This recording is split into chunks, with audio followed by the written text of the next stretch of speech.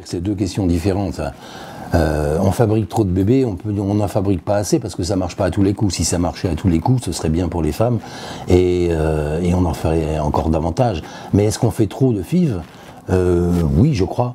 Je crois qu'on fait des fécondations in vitro pour des gens qui, éventuellement, s'ils attendaient un peu, pourraient réussir à faire l'enfant dans leur lit, comme tout le monde.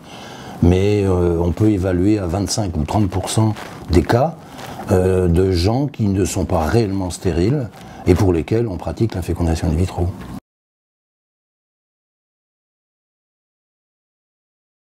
Ce qu'on appelle la PMA, ça se ramène à l'insémination artificielle comme acte. Et j'ai toujours dit que l'insémination artificielle n'est pas un geste médical. C'est devenu un acte médical, mais c'est par abus.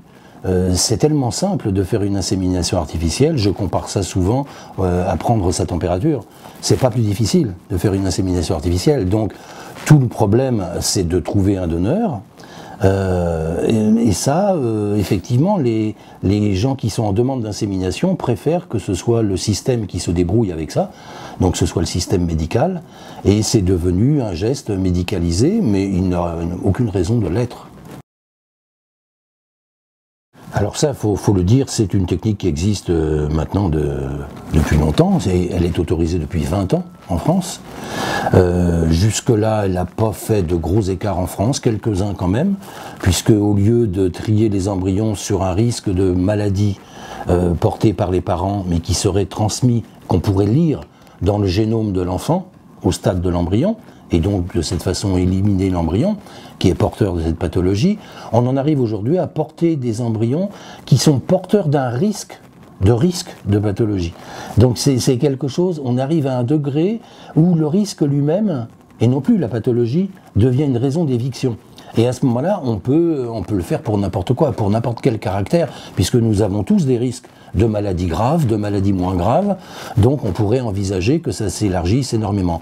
Alors comme je disais, en France, pour le moment, il y a des comités multidisciplinaires qui sont une espèce de garantie éthique dans les 3 ou 4 centres où ça se fait, mais déjà à l'étranger, si on regarde en Grande-Bretagne, on peut trier ces embryons, donc faire une FIV sans être stérile, pour pouvoir trier les embryons si on louche.